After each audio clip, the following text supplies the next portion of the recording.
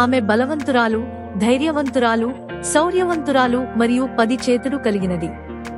మీరు అందరూ ఆలోచిస్తున్నారేమో, ఆమె ఎవరు? ఆమె మరెవరో కాదు, మన దుర్గమ్మ తల్లి. అమ్మలను కన్నా అమ్మ దుర్గమ్మ. మీకు అనిపించి ఉండవచ్చు, ఇది దసరా కాలం కూడా కాదు, మరి నేను ఎందుకు దుర్గమ్మ గురించి మాట్లాడుతున్నాను అని. అందుకే, ఇది దుర్గమ్మలాగే ఒక సూపర్ అమ్మ గురించి, అదే నా అమ్మ. ఇప్పుడు మీరు అందరూ నాతో ఏకీభవిస్తారని నాకు తెలుసు. ఎంతటి ఎత్తైన అడ్డంకులు ఎదురైనా, గుండె నిండా బాధతో ఉన్నప్పటికీ ఆమె ముఖంలో చిరునవ్వుతో బయటకు వస్తుంది. మా చిన్నప్పటి నుండి ఆమె చుట్టూ సమస్యలు లేని రోజు మేమెప్పుడూ చూడలేదు.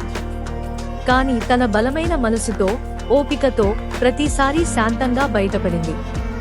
ఇప్పటికే 25 సంవత్సరాలుగా ఆమె అమ్మ, నాన్నల బాధ్యతను 200% నెరవేర్చుతోంది. ఆ అదృష్టం మాత్రం మేము నలుగురికే దక్కింది. ఆమెపై మాకు గర్వం ఉంది.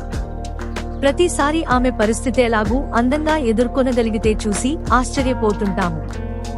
25 సంవత్సరాల క్రితం మా నాన్నగారు మమ్మల్ని మధ్య సముద్రంలో వదిలిపెట్టినప్పుడు మేమంతా ఆమె చేతిని పట్టుకుని ఈదాం. చివరికి ఆమె అండతో ఒడ్డుకు చేరాము. ఆమె అశేషమైన సహాయంతో మేమంతా మా కలలను సాధించగలిగాం. ఈ కఠినమైన ప్రయాణంలో మా పండు మామయ్య ఎల్లప్పుడూ మాతో నిలబడ్డారు. మేము కేవలం ఆమె బలమైన చెయ్యి పట్టుకున్నాం. ఆమె మాకు కవచంలా ఉంది.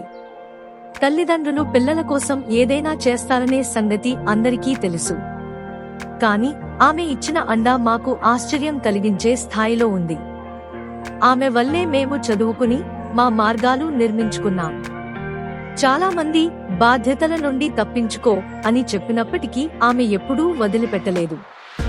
మమ్మల్ని చదివించి, పెళ్లి చేసి, మా జీవితాలను మొదలు పెట్టేలా చేసి, ఇప్పటికీ మా కష్టాల్లో తోడుగా నిలుస్తోంది. ఆమె లేకపోతే మేము శూన్యం. ఆమె మా శక్తి, ధైర్యం మరియు ఆనుకోవడానికి భుజం. ఆమె మా దుర్గమ్మ.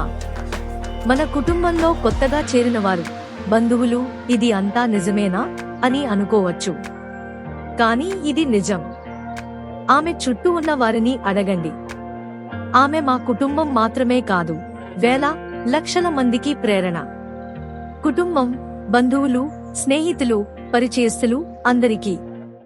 నేను ఆమె కూతురుగా ఉండటం పట్ల నిజంగా గర్వంగా ఉంది.